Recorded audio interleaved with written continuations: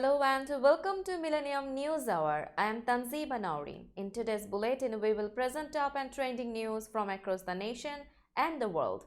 Let's begin with the headlines of the day.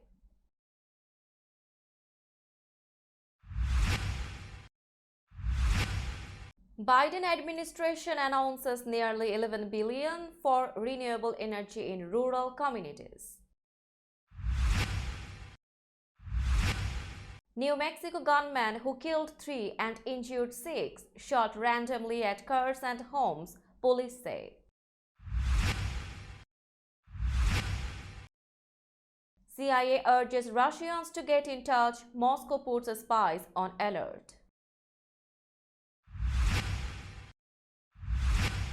Former US Embassy employee charged with conspiracy in Russia, state news agency says.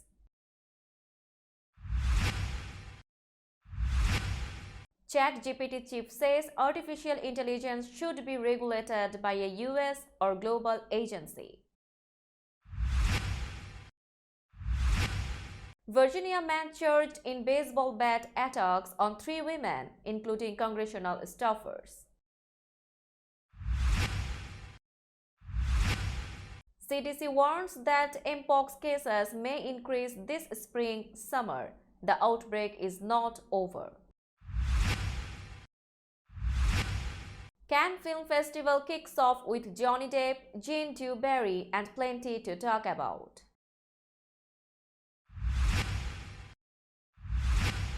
Putin-Zelensky agree to meet with African leaders' space mission, says South Africa president.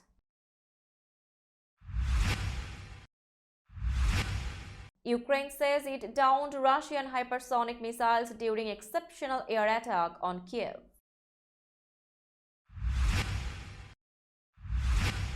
Prince Harry seeks to challenge denial of request to pay for own UK police protection.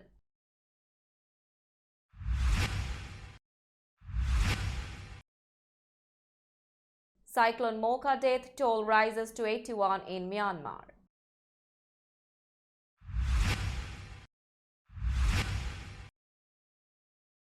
At least 6 killed in New Zealand hostel fire.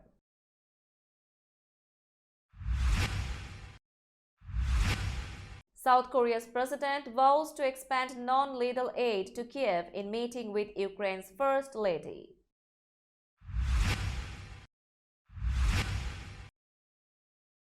Pele's mausoleum in Brazil opens to public.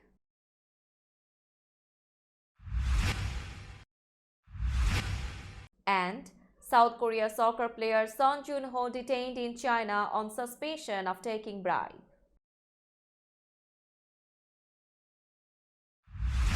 You were listening to headlines, now news in detail. An 18-year-old man armed with at least 3 guns roamed through a northwestern New Mexico community, firing randomly at cars and houses, killing 3 people and injuring 6 others, including 2 police officers, before he was killed, authorities said. The shootings occurred about 11 a.m. Monday in Farmington, a city of about 50,000 people near the Four Corners, where New Mexico, Arizona, Utah, and Colorado meet. That is a supply line and bedroom community for the region's oil and natural gas industry. Officers responding to reports of shots being fired encountered the attacker within minutes and killed him with at least 1 shot, Farmington Police Chief Steve Heavy said in a video released Monday night. He said the gunman fired at least 3 weapons, including an air-style rifle. The shooting was honestly one of the most horrific and difficult days that Farmington has ever had as a community, he said. The identities of the gunman and the victims weren't immediately released. The U.S. Department of Agriculture announced a nearly $11 billion investment on Tuesday to help bring affordable clean energy to rural communities throughout the country. Rural electric cooperatives, renewable energy companies, and electric utilities will be able to apply for funding through 2 programs, U.S. Department of Agriculture Secretary Tom Vilsack said during a media briefing on Monday. Vilsack said it was the largest single federal investment in rural electrification since President Franklin D. Roosevelt signed the Rural Electrification Act in 1936 as part of the New Deal. This is an exciting opportunity for the Rural Utility Service to work collaboratively with our great partners, the rural electric cooperatives, in order to advance a clean energy future for rural America, Vilsack said. So this is an exciting and an historic day, and it continues an ongoing effort to ensure that rural America is a full participant in this clean energy economy. The Empowering Rural America program will make 9.7 billion available for rural electric cooperatives to create renewable energy, zero emission and carbon capture systems. After the US Central Intelligence Agency published a video encouraging Russians to make contact via a secure internet channel, the Kremlin said on Tuesday that its agencies were tracking Western spy activity. The CIA's short video in Russian was accompanied by a text saying the agency wanted to hear from military officers, intelligence specialists, diplomats, scientists, and people with information about Russia's economy and its leadership. Contact us. Perhaps the people around you don't want to hear the truth. We want to, the text said. Published nearly 15 months into Moscow's war with Ukraine, the video invites Russians to take a colossal risk. In the video, published on the CIA's official YouTube channel and the Telegram messaging app, popular in Russia, a male voice reflects on the meaning of heroism and endurance as lone individuals are seen weighing their decisions.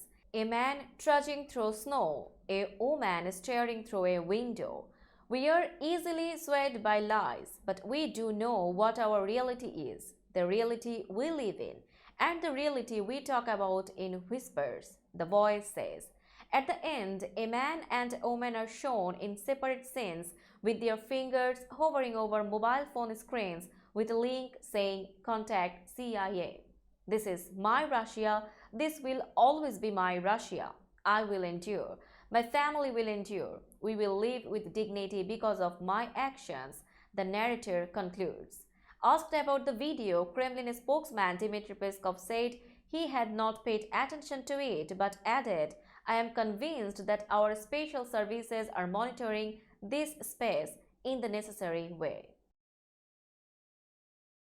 A former employee of the US Embassy in Russia has been arrested and charged with conspiracy, according to the Russian state-run news agency TASS. Robert Shanov was reportedly detained in Vladivostok and charged with collaboration on a confidential basis with a foreign state or international or foreign organization, TASS reported. Shanov, who faces up to 8 years in prison, was taken to Moscow's Lefortovo detention center. Ivan Gershkovich, a Wall Street Journal reporter who has been detained in Russia since March on espionage charges, is also currently being held at Lefortovo, according to the New York Times. The head of the artificial intelligence company that makes ChatGPT told Congress on Tuesday that government intervention will be critical to mitigate the risks of increasingly powerful AI systems. As this technology advances, we understand that people are anxious about how it could change the way we live. We are too. OpenAI CEO Sam Altman testified at a Senate hearing Tuesday. Altman proposed the formation of a US or global agency that would license the most powerful AI systems and have the authority to take that license away and ensure compliance with safety standards. His San Francisco-based startup rocketed to public attention after it released ChatGPT late last year. ChatGPT is a free chatbot tool that answers questions with convincingly human-like responses. What started out as a panic among educators about ChatGPT's use to cheat on homework assignments has expanded to broader concerns about the ability of the latest crop of generative AI tools to mislead people, spread falsehoods, violate copyright protections, and upend some jobs. A man charged with attacking two staffers for Representative Jerry Connolly with a baseball bat in his district office is also being charged with a hate crime, accused of damaging a car and chasing a woman in a Virginia neighborhood less than an hour earlier.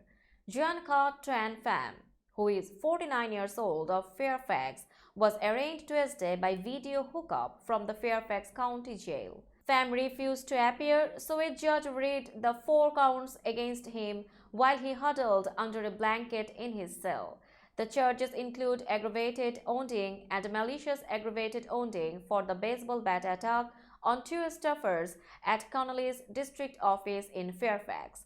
They also include a misdemeanor hate crime charge and a felony count of destroying property. Police say Pham approached a woman parked in her car Monday morning, asked if she was white, and then hit her windshield with a baseball bat.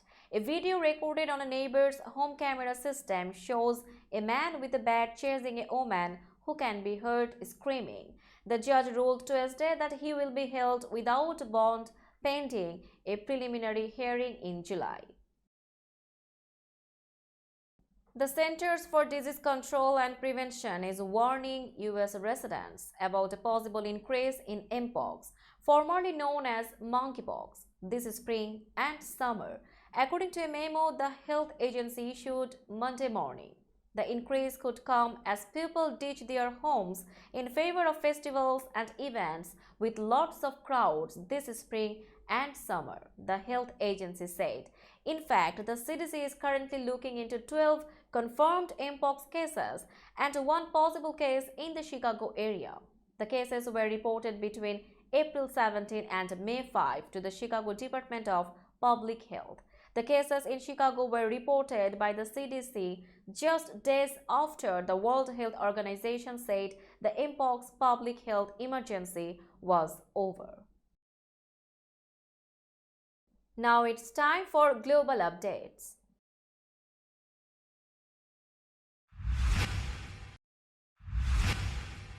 The Cannes red carpet sprang to life again Tuesday with the premiere of the Louis XV period drama Jean du Barry with Johnny Depp as the French Riviera movie pageant launched a star-studded and potentially controversy-rife 76th edition. Throngs of onlookers shouted Johnny as Depp in purple-hued sunglasses signed autographs and edged back into the spotlight following his explosive trial last year with ex-wife Amber Heard. Jean du Barry, directed and co-starring Nawreen, has been billed as Depp's comeback, though his prominent presence at Cannes has been hotly debated.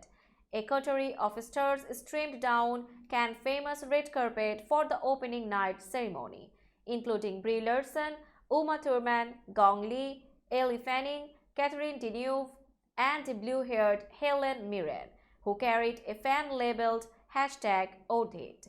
During the opening ceremony, Michael Douglas received an honorary Palme d'Or with his wife, Catherine Zeta-Jones, and their daughter, Charis Zeta-Douglas, looking on from the audience. Douglas and Deneuve officially declared open a festival that promises a Côte d'Azur buffet of spectacle, scandal, and cinema set to be served over the next 12 days. Russian President Vladimir Putin and Ukrainian President Vladimir Zelensky have agreed to separate meetings with a delegation of leaders from 6 African countries to discuss a possible plan to end the war in Ukraine, South Africa's president said Tuesday. South African President Cyril Ramaphosa said he spoke with Putin and Zelensky by phone over the weekend and they each agreed to host an African leaders' peace mission in Moscow and Kiev, respectively. Principal to our discussions are efforts to find a peaceful resolution to the devastating conflict in the Ukraine, Ramaphosa said. The leaders of Zambia, Senegal, Congo, Uganda, and Egypt would make up the delegation along with Ramaphosa, he said in a statement. Putin and Zelensky gave him the go-ahead to commence the preparations, the South African leader said. Four of those six African countries, South Africa, Congo, Senegal, and Uganda, abstained from a UN vote last year on condemning Russia's invasion. Zambia and Egypt voted in favor of the motion. Ramaphosa did not give a time frame or outline any parameters for the possible peace talks. Zelensky has said he would not consider a peace deal to end the 15-month war until Russian forces withdraw completely from Ukrainian territory. Ukrainian air defenses, bolstered by sophisticated Western-supplied systems, thwarted an intense Russian air attack on Kiev early Tuesday, shooting down all 18 missiles aimed at the capital, officials said. The bombardment included 6 Russian Kinzhal aeroballistic hypersonic missiles, the most fired in a single attack in the war so far, according to Air Force spokesman Yuri Ihnat. Russian President Vladimir Putin has repeatedly touted the Kinzhals as a key strategic competitive advantage of Russia, difficult to detect and intercept because of their hypersonic speed and other characteristics. If confirmed, Ukraine's ability to shoot down all 6 fired on Tuesday appeared to mark another blow to his war efforts and shows the increasing effectiveness of Kiev's air defenses. Ihnat said Russia fired the Kinzhals from MiG-31K warplanes, along with 9 cruise missiles from ships in the Black Sea and 3 S-400 cruise missiles launched from the ground. Loud explosions boomed over Kiev in the major nighttime attack, apparently aimed at overwhelming Ukraine's air defenses. Kiev's mayor reported 3 people were wounded. A lawyer for Prince Harry argued in a London court Tuesday that he should be allowed to challenge a government decision that denied him the right to pay for police protection when he visits the UK. The case is one of 6 the Duke of Sussex has pending in court that center around 2 issues: his security and claims that British tabloids hacked his phone and unlawfully obtained other information about him. His high-profile phone hacking trial against the publisher of the Daily Mirror is underway before a different High Court judge. The hearing in the security case centered around Harry's claim that he doesn't feel safe bringing his young children, Archie and Lilibet, from the US to visit his home country without a police security detail. A spokesperson for the prince has said his US security team doesn't have jurisdiction abroad or access to intelligence in the UK. The death toll in cyclone-hit Myanmar rose to at least 81 on Tuesday, according to local leaders, officials and state media, as villagers tried to piece together ruined homes and waited for aid and support. Mocha made landfall on Sunday with winds of up to 195 km per hour, downing power pylons and smashing wooden fishing boats to splinters. At least 46 people died in the Rakhine state villages of Buma and nearby Kangdo Kur, inhabited by the persecuted Rohingya Muslim minority. 13 people were killed when a monastery collapsed in a village in Rathedong township north of Rakhine's capital, Sitwe, and a woman died when a building collapsed in a neighboring village, according to Myanmar state broadcaster MRTV. 9 people died in Dapang camp for displaced Rohingya near Sitwe, adding the camp was cut off and lacked supplies. State media had reported 5 deaths on Monday without offering details. At least 6 people have been killed in a fire that tore through a 4-story hostel in the early hours of Tuesday in New Zealand's capital. Towering flames and thick smoke could be seen pouring from the roof of the Loafers Lodge hostel in central Wellington during the night, as 80 firefighters and 20 trucks battled the blaze. Police and emergency services said multiple people had died and 52 people had been rescued, with dozens more unaccounted for. Prime Minister Chris Hipkins said the death toll was at least 6 and the city's mayor said it could be significantly higher. South Korean President Yoon Suk Yeol vowed to expand the country's non-lethal aid to Kiev when he met with Ukraine's First Lady Tuesday in Seoul. Olena Zelenska visited South Korea as a special envoy of President Vladimir Zelensky. During her meeting with Yoon, Zelenska requested South Korea expand its support of non-lethal military supplies, including equipment for detecting and removing mines and ambulance vehicles, according to Yoon's office. Yoon replied that his government would closely coordinate with NATO and other international partners to actively support the Ukrainian people, his spokesperson Lee Do-eun said during a briefing. Yoon also condemned Russia's invasion of Ukraine, saying the horrific losses of innocent lives, especially women and children, are unacceptable under any circumstances, according to remarks shared by his office. Lee said Zelenska made no request for South Korean weapons supplies during her conversation with Yoon. Now it's time for business news.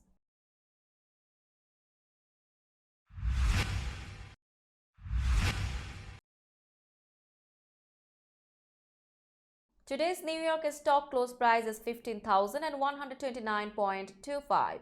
The NYSE Composite is decreased by 193.31 points or 1.26%.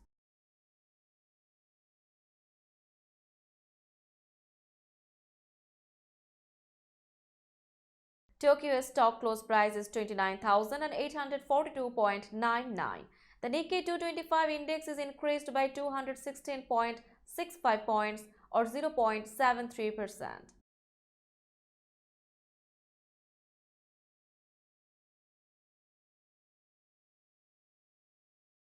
Shanghai stock close price is 3,290.9874. The Shanghai index is decreased by 19.75 points or 0.60%.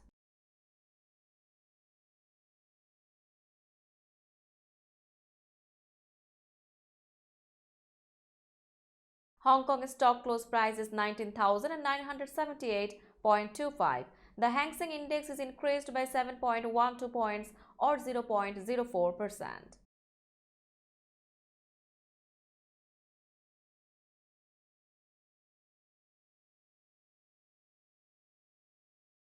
Bombay stock close price is 61,932.47. The Sensex index is decreased by 413.24 points or 0.66%.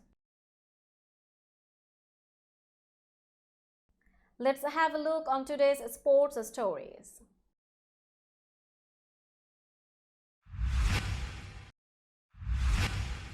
The mausoleum built for the golden casket of Pele was opened for visitors on Monday. On the second floor of a vertical cemetery in Santos, outside Sao Paulo, the mausoleum welcomes fans with two golden statues of Pele. The floor is artificial grass. The walls are images of fans in a stadium, and there is an endless soundtrack of cheers, as if Pele was still playing. The ceiling above the casket of the three-time World Cup champion is blue. Pele was laid to rest here on January 3rd, 5 days after he died at age 82 of colon cancer. This was made with a lot of love by people who knew him, who lived with him. It was the essence of what he was. An emotional Edson Cholbi do Nascimento, one of Pele's sons, said after a small ceremony with family and friends. The mausoleum was planned by the owner of the cemetery, Pepe Ulstud, who died in 2018. South Korea midfielder Son Joon-ho has been detained in the northeastern Chinese province of Liaoning on suspicion of accepting a bribe, China's foreign ministry said Tuesday. Spokesperson Wang Wenbin said Son was placed in custody recently and was under investigation. The South Korean consulate in the provincial capital of Shenyang had been informed of Son's detention and allowed access to the player as required by international treaty. Son had been playing for the Chinese Super League's Shandong Taishan, and Hong Kong newspaper South China Morning Post said the bribery allegations concerned suspected match fixing involving coach Harvey.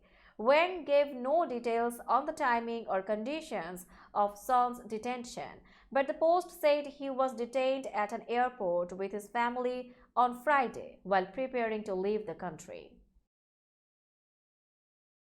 Let's have a look on today's weather forecast.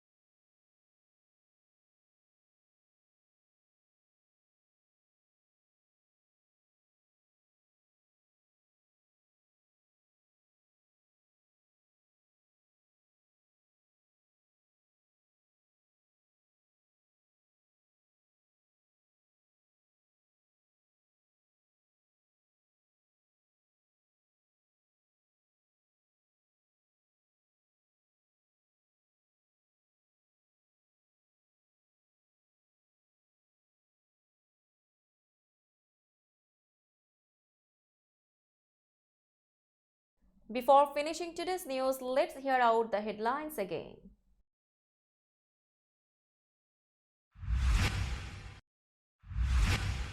Biden administration announces nearly 11 billion for renewable energy in rural communities. New Mexico gunman who killed 3 and injured 6 shot randomly at cars and homes, police say. CIA urges Russians to get in touch, Moscow puts spies on alert. Former US Embassy employee charged with conspiracy in Russia, state news agency says.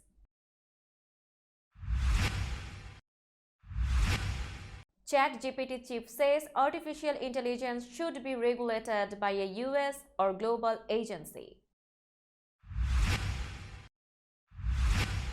Virginia man charged in baseball bat attacks on 3 women, including congressional staffers. CDC warns that mpox cases may increase this spring-summer. The outbreak is not over. Cannes Film Festival kicks off with Johnny Depp, Jean Dewberry, and plenty to talk about.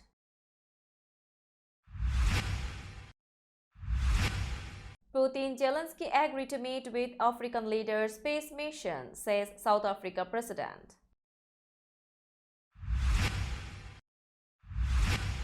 Ukraine says it downed Russian hypersonic missiles during exceptional air attack on Kiev.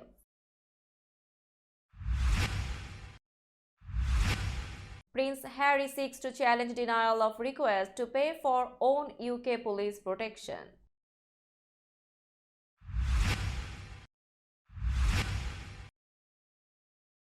Cyclone Mocha death toll rises to 81 in Myanmar.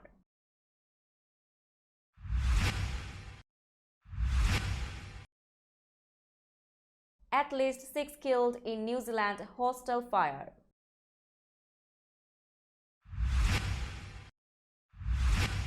South Korea's president vows to expand non-lethal aid to Kiev in meeting with Ukraine's First Lady.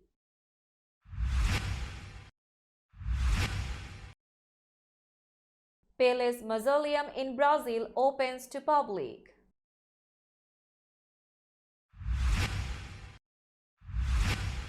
And South Korea soccer player Son Joon-ho detained in China on suspicion of taking bribe.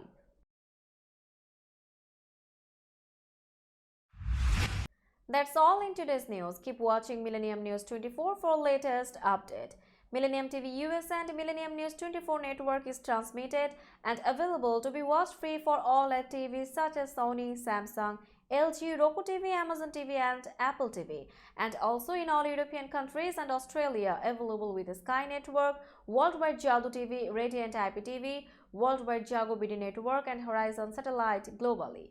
Stay connected with us for all types of informative and entertainment program. Thank you.